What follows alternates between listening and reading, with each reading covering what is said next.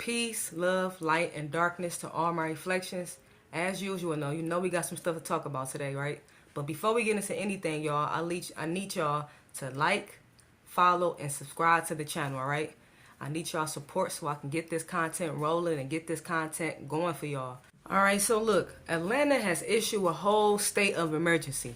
Yes, a state of emergency, okay? I'm talking about they done called in the whole National Guard. The National Guard, 1,000 troops they got deployed in Atlanta right now. Now, you would be asking, like, would it be the reason for all this? Protests. Yes, protests. Apparently, protesting is so severe to where the National Guard gets called in. 6 people were arrested after a protest in downtown Atlanta on Saturday. Demonstrators vandalized buildings and lit a police car on fire. The violence followed the killing of an environmental activist during another protest last week,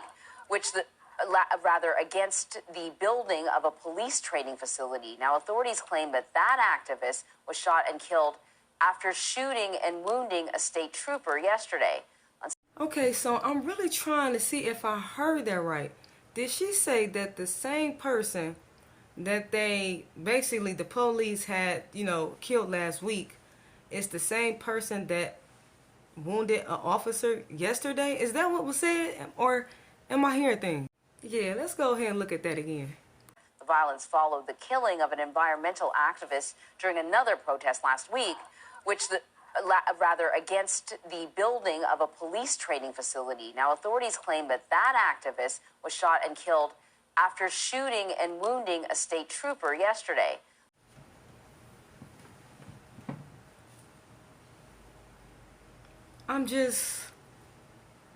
Are we hearing the same thing? I know sometimes information for everybody isn't interpreted the same way.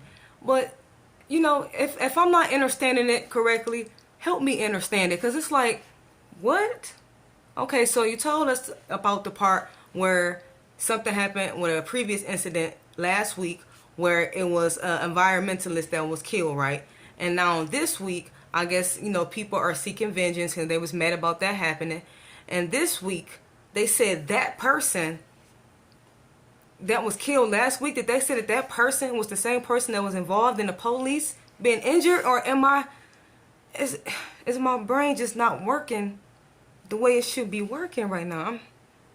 I'm just trying to see, y'all. I'm just trying to see. Look, it's way more to the story, but damn, we ain't even get into it. And right there, it's like, what? That's why you can never trust what the media say, And then what's all that stuttering for, What was that about? On the facts, 7 to 13 people have been charged with domestic terrorism. Is this terrorism? Is this crime? What is this? Who's behind it? Yeah, I won't go as far as whatever that representative said, but what I will say is that it is a crime. And that's why they've been charged with the crime.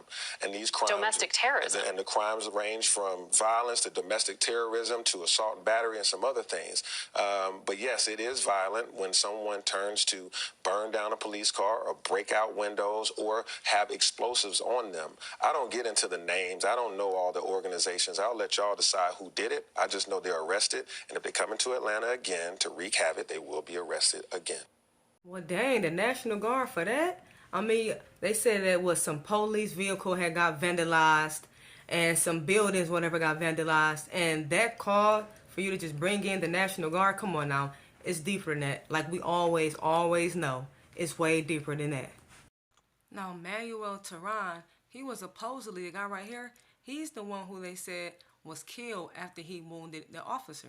Now look, here's where things get interesting. Because look, right now, the story is about how they send in the National Guard because of the protest, right? But it's deeper than the protest because what they were protesting for. That is what I don't see publicized out here. What the people was actually protesting for. Now, what they are protesting for is against the whole police training facility that they're trying to operate in the Atlanta area, right? And they're trying to knock down a whole forest area. Now, they're just saying this is forest area, but this is not just forest area, y'all. From what I come to see and from what my research tells me, that this is native land. And check this out right here. This is what the people has been protesting against. They protesting against what they call Cop City. Look, no police military base in Weelaunee Forest. The city of Atlanta has leased 381 acres of Weelaunee Forest, stolen Muskogee land, to the Atlanta Police Foundation for a police military facility funded by corporations? Well, what is Cop City? Let's go ahead and read what Cop City is for those of y'all who never even heard of Cop City. Atlanta Police Foundation is trying to build the largest police training facility in the U.S. in Weelaunee Forest, a watershed surrounded by primarily black residents who overwhelmingly oppose the project. The plans include military-grade training facilities, a mock city to practice urban warfare, dozens of shooting ranges, and a Black Hawk helicopter landing pad. Well, damn. Well, there you go. A little context, to the whole story, because they make it seem like people is trying to be violent and just rioting for no reason and crazy, but nobody even heard about the story about they're trying to build a whole mock city. Like, imagine them tearing down acres and acres and acres of land and making a whole training facility with a whole mock city. So it's a whole area the size of a city to mock a city with all kind of gun ranges and all kind of military training. And you think people wouldn't be opposed to that? And with the fact that it's actually on top of native and indigenous land, I guess that's not going to be talked about. All right, look. Now y'all listen up, because this is where stuff is about to get very, very, very, very, very, very, very, very, very interesting. Now, the people been opposing this bill since 2021, but yet and still on June 7, 2021, the Atlanta City Councilwoman at that time, which was Joyce Shepard, she introduced the whole city ordinance to lease 381 acres of public land to the Atlanta Police Foundation. Let I remind you, despite the disapproval of everyone, all of the residents, they disapproved of this, and yet and still, this was passed. Now, she acted like she was just so surprised by the opposition. It says that Atlanta residents called in 3 hours and 41 minutes of public comments in the form of pre-recorded messages. Most comments were in opposition of the project. Now, it also states that the construction of the new training facility will cut down part of Atlanta's South River Forest, which provides environmental protection against flooding and extreme heat. All right, now look, this is where it's about to get interesting, because you're about to see all the companies and what companies be actually involved when all this chaos is happening. Now look, it's time to talk about who is backing this project.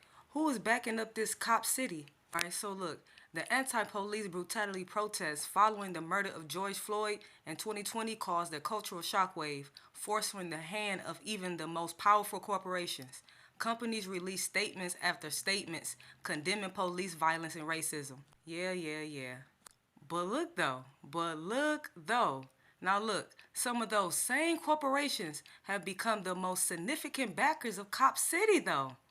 Now look, listen up. 6 days after the death of George Floyd, Amazon tweeted, "The inequitable and brutal treatment of black people in our country must stop." And the UPS even pledged millions of dollars towards racial injustice in organizations and historically black universities. And this was done following the killings of George Floyd, Ahmaud Arbery, and Breonna Taylor back in 2020. I mean, even Wells Fargo proclaimed how they was just so against it, right?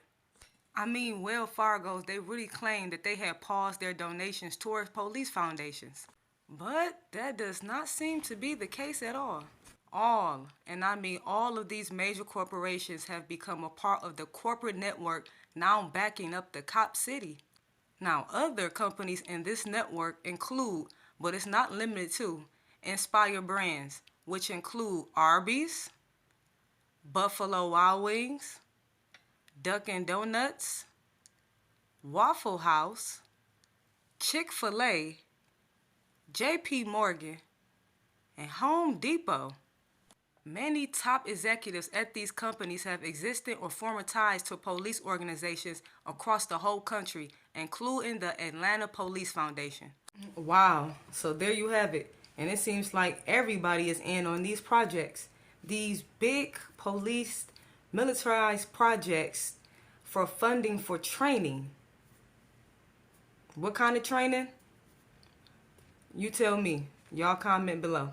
Atlanta has issued a state of emergency and they have deployed the National Guard, because the people were protesting against it becoming a police state. So much of a police state to where they want to knock down a whole forest to make a training ground that resembles a city or a neighborhood area where they can train on how to detain and gather people. So you let me know how you feel about that. And those of you that's in Atlanta, y'all let me know what's going on, because I'm here in Michigan. And, you know, this is not just an Atlanta thing. This is something that we're seeing triple and trickle and just take its place everywhere we look up.